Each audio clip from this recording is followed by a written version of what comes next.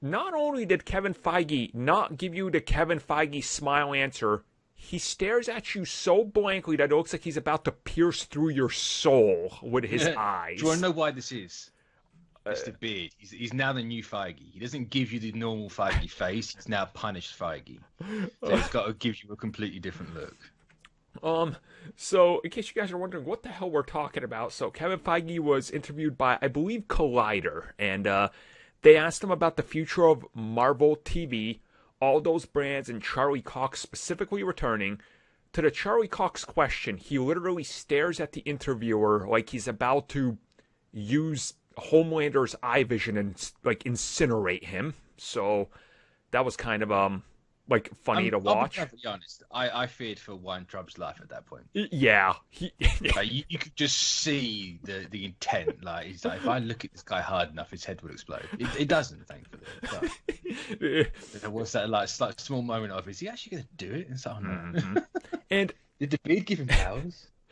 I found that kind of hilarious. And then the other part was he did further elaborate on it in the most Kevin Feige backwards, non-confirmative way I have ever heard. So he's like, so people like Marvel TV and there's hopes of those brands. What do you have to say? And he was like, well, Marvel TV and the Defenders and all that, they're like the comics. We can pull in pieces from all of it. What the hell kind of answer is that? Like, everything's on the board.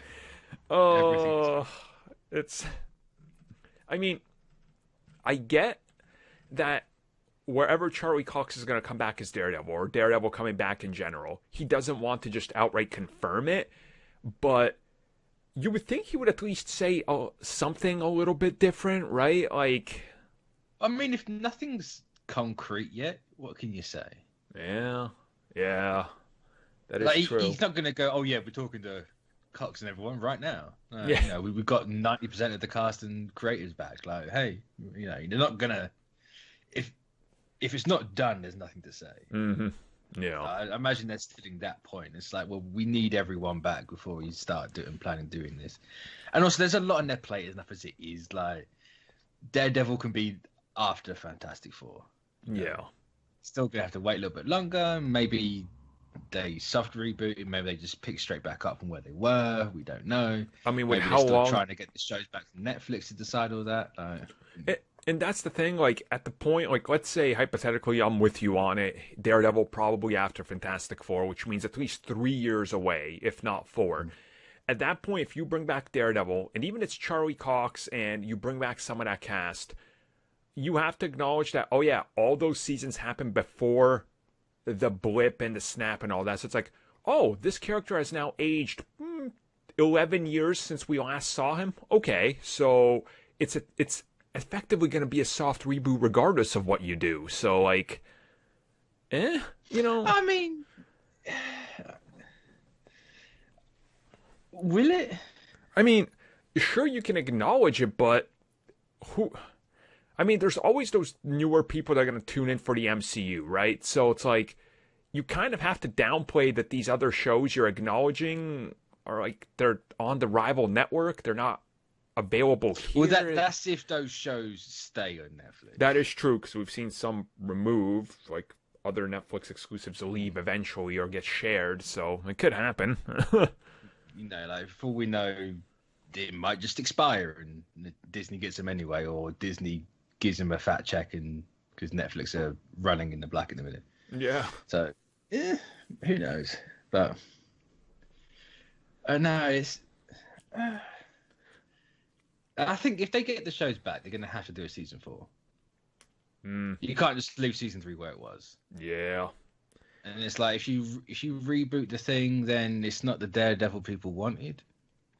Right. It's, yeah, that's the thing. You know, and they're at this point as well where people are wanting them to do stuff in that 5-year gap. So people are wanting them to, like, kind of stay still and look back a little bit anyway. Mm-hmm. Obviously, it's a 5-year gap and half of the people are still around. So what the hell happened in that 5 years? Like, tell us something, please. You know, be interesting. So they have that workaround. At the same time, you could still do a season 4, end season 4 on the blip and then do a season 5. True. Yeah, true. Spider-Man jumped around a lot. Yeah. In fact, Spider-Man does that constantly. It's like, hey, I'm over here now. I'm like 5 years in the future. Yeah. Quite the leaps for Spidey, so yeah, I think it could work. Even if Daredevil doesn't dust, which I think at this point, I don't think you should. I think you should kind of like leave him to be there and to deal with everything. I mean, I think that would kind of be... He'd essentially, I think you kind of put him into the Hawkeye position where he like kind of lost his mind and goes on this vigilante rant. Like, I would love to see, like you said, you do a season set during the blip of what Daredevil was doing, and maybe it's like reunite him and Frank, because maybe they're starting to see a little bit with the other's way, because, how everything's changed. Yeah. It's like... See, I was thinking the complete opposite direction. Oh, you want him to double down on the love stuff. Ooh. Kind of Iron Man 3 in a way, where it's less Daredevil, it's more Matt Murdock. I almost call him just Charlie Cox then. It's less Daredevil, more Charlie. But yeah, like have him, because crime's obviously going to go way up at that point. Oh, yeah. People are going to need a lawyer. And hey, why not do lawyer stuff? True. Have him be a lawyer for vigilantes. And it's like a really disgruntled lawyer. And he's like, hey, I have to defend this vigilante even though I am one. Like, conflict of interest. That could work. And also, you could then also, because you got that 5-year gap, if you really wanted to in a couple of years, you could bring in certain characters. Like, you could be like, hey, well, Natasha was active, you could bring her in. They have a little thing that goes on. Like, you could fit that in there and retroactively add him in. It's like, well, yeah, he doesn't want anything to do with anybody by the time Endgame rolls around, so we understand. It's really... If it all goes the way everyone wants it to, that 5-year gap is a perfect way to be like, hey, look, it was loosely tied in before, now it's definitely tied in. Yeah, yep. And you can... it's a perfect gap because none of the huge names are really back. Yes, you have the original core 6 Avengers, but no one... They're not really that active, so you can just go, hey, there you go. Yeah. You can have, a bit of resentment. It's like, you were gone, I had to pick up your pieces even more. So even before all that stuff happened, you still had to pick up the little guy's pieces because the ivory tower and all that stuff. Right. I mean, yeah, there's... set up that. Right, you could do all that and kind of play it up. Yeah, I think that's a perfect opportunity, and I hope they do. I just really hope they do, because don't let these characters go to waste. Like, all the Marvel Defenders characters, there's so much potential with, like, all of them, literally, so... And, like, I know people are like, oh, it's just be easy to reboot. It's like, is it, though? Because if they reboot it, what... If they do reboot it, what do you want them to do with it? Do you want them to reboot it just for the sake of doing it so it is 100% connected now and just do the same thing again? It's like, well, you just seen that, so what's the point of doing it? Right. It's like, oh, just reboot it because the hand was lame. It's like, well, take the good with the bad. Yeah. Like, I'll happily accept that we have a hand that isn't that great if we can get Daredevil into the show.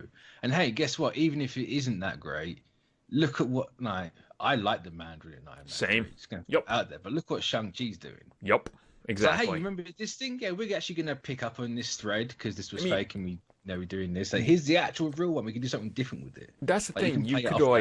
You could take the hand and be like, oh, this wasn't even like the real one. Here's the real one over there. They've been fighting Wolverine and they're based out of Madripoor or something. Like, because Wolverine's fought the hand 12 times. So, like, tying in with some of those other ninja clans and be like, look, they're all kind of from the same, direction, but these guys weren't really the hand. Here you go. Here's the new take on it. Like, or like everything else, just, you haven't even got to say, oh, it's a new one. It's just like, they've got better.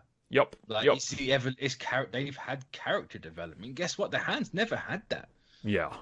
Like, here you go. Here's development. They're gonna double down the resurrection stuff and get back everyone that was lost in Daredevil. Hey, guess what? Here's everyone back again. Yeah, exactly. And then the Hand's now gonna go in this direction. Mm-hmm. I think people have the best intentions with their little theories and what people think they should do. People are not very creative. They will go for the laziest route possible. Well, I mean, Professor X just made them all forget that the X-Men were there. Oh, just do the multiverse. No. No. Don't don't crutch every crutch that's been given Yeah, you. exactly. I mean, we'll talk more about this. I'm assuming this is not the end of Daredevil because they can't avoid it using them. So, well, No, and also it's a Feige not an answer. You know what happens when Feige gives a non-answer. yep. It's like, oh, it's happened. Because if it's There is something going on here. right, because if it was a no, he would say no, which he recently did on multiple things. So it's a Feige non-answer because there's things happening. That's sort of how you take his answer. So. Like the fact that he even said, everything's on the board. Yep. Like, there you go. He doesn't hate these shows as everyone would have you believe on Twitter. Well, like, fun fact, those people have been wrong for the last 5 years. And I mean, those people also say that Catherine Kennedy didn't know that Luke Skywalker was in the finale of Mando. The person that signed the paycheck and was there when they shot it, she had no idea. So, who you gonna believe, I guess? Who you gonna believe?